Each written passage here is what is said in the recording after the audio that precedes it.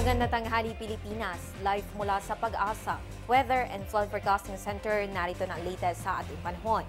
Idinaos ngayong umaga ang press conference ng Pag-asa kasama ang opisyal ng mga kaugnay na ahensya para sa latest details kay Bagyong Santi. Narito ang pahayag ni Pag-asa Weather Forecaster Alzar Aurelio. Tungo sa Isabela, Aurora area.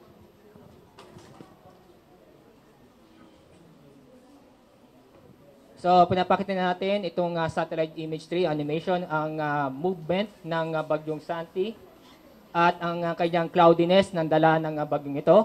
Yun yung makikita na halos sa buong Luzon at may bahaging Visayas ay maulap at may mga pagulan tayo.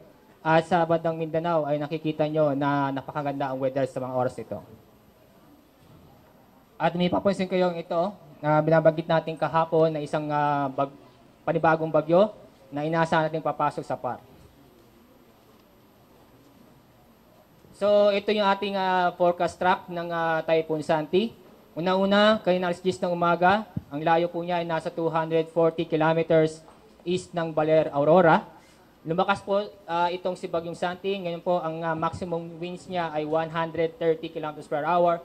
Samantala, ang gustiness ay aabot sa 160 kilometers per hour.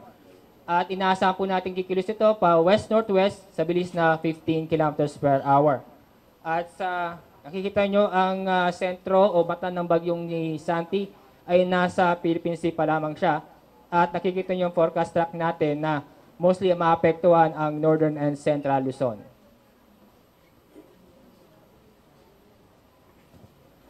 Ngayon ay nagtasan po tayo ng public storm warning signal number 3 dito sa Aurora, Isabela, Quirino, Ifugao, Nueva Vizcaya, Benguet at Nueva Ecija. At public storm warning signal number 2 naman, itong La Union, Pangasinan, Ilocos Norte, Ilocos Sur, Cagayan, Apayao, Kalinga, Abra, Mountain Province, Tarlac, Zambales, Bulacan, Pampanga at Northern Quezon kasama ang Polillo Islands.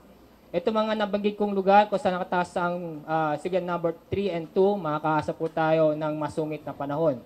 At ganoon din yung mga ating mga kababayan na kung saan nakatira sa tabing dagat ay maging alerto po tayo sa mga posibleng storm surges.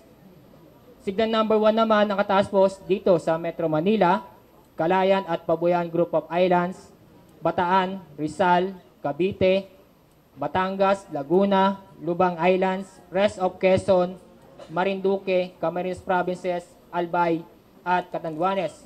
Itong mga lugar nito ay makakaranas po ng mga pagulan at pagbugso ng hangin. At itong mga lugar nito kung saan nakataas ang public storm warning signal ay babala po sa ating mga kababayan sa mga posibleng flash flood at landslide.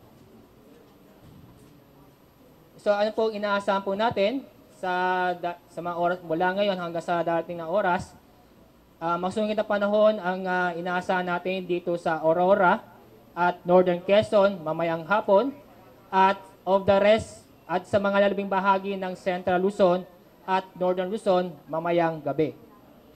Occasional rains po inaasahan po natin at gusty winds pagbugso ng hangin dito sa Southern Luzon at Metro Manila ngayong araw. Itong si Santi ay inaasahan po natin, expected mo natin magla-landfall ito sa Northern Aurora, Isabela area, maaari pong late evening today o kaya naman po madaling araw bukas.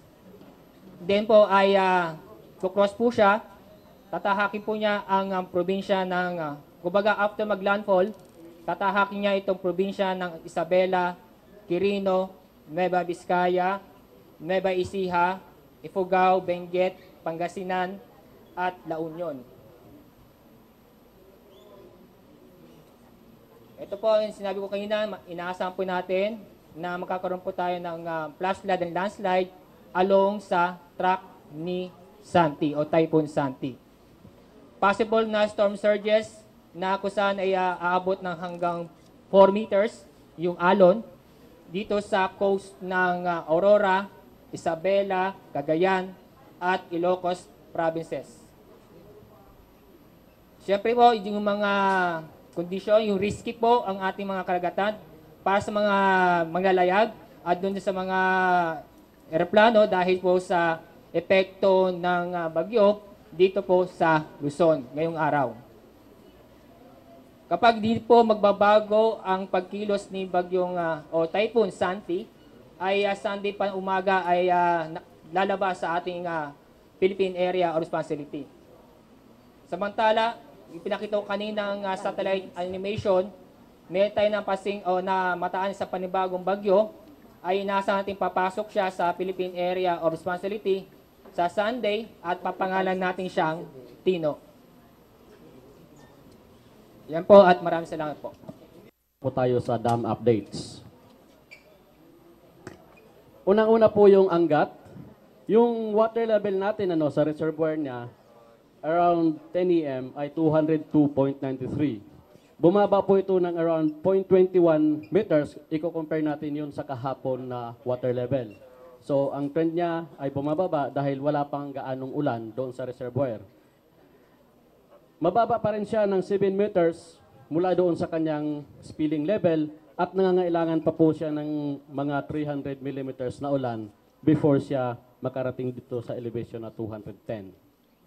Sa Ipo Dam naman, 100.8 ang kanyang elevation at bumaba po siya ng 0.12 meters mula sa water level kahapon.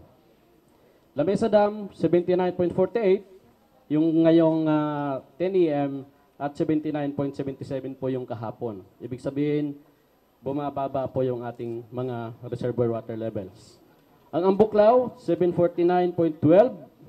Ang kahapon po ay 749.76. Bumaba po siya ng 0.64 meters at nangangailangan po siya ng around 45 millimeters of rainfall before siya makarating dito sa kanyang normal high. Ang Binga ay 573 ngayon at kahapon ay 574. Kaya lang itong Binga, kasalukuyan pong nakabukas. Nakabukas po ng 2 gates at 1 meter. Pero wala naman pong dapat ipagkabahala dito dahil yung tubig naman na lalabas dito sa Binga ay masasalo naman po ng San Roque. So yung San Roque natin, 274.08 as of 10. Then yung kahapon, 273. Tumaas po siya ng 0.27 meters at kailangan po niya ng 240 millimeters of rainfall before siya makarating sa kanyang normal high. Ang Pantabangan ay 204.32. Tumaas po siya ng around 0.23 meters. Ang Magat, nasa 189.15 yung 10 AM at 189.71 yung kahapon. Bumaba po siya ng 0.56 pero ganun pa man dahil doon po dadaan yung bagyo, nagkaroon na po kami ng mga communications with the Magat Dam authorities. Ang announcement nila bukas po ng 1:00 ng hapon ay magre-release po sila. Pero sa ngayon, minamaximize nila yung power generation. They are releasing around 300 CMS for the power generation alone. Thank you po. Okay, maraming salamat Mr. Badilla. So siguro ang panel natin ready na pong sumagot sa mga katanungan. Ayan mga kababayan, ating natunghayan ang updates ni na Mr. Alzar Aurelio, weather forecaster ng Pag-asa, at si Mr. Roy Badilla ng Pag-asa Hydromet Division, kaugnay ni Bagyong Santi. Magbabalik ang ating ulat panahon makalipas ng isang paalala. Teng, ang package. Ma'am, sabi ng Air 21 on the road na. Ano, Teng? Ang package. Ma'am, sabi ng Air 21 na receive na. Okay, very good. Basta padala, sagot ka ng Air 21. May real-time delivery updates via text para worry-free ka. Teng, ang package, napadala mo na? Yes, ma'am, sa Air 21. Sa Air 21, sagot ko, padala mo.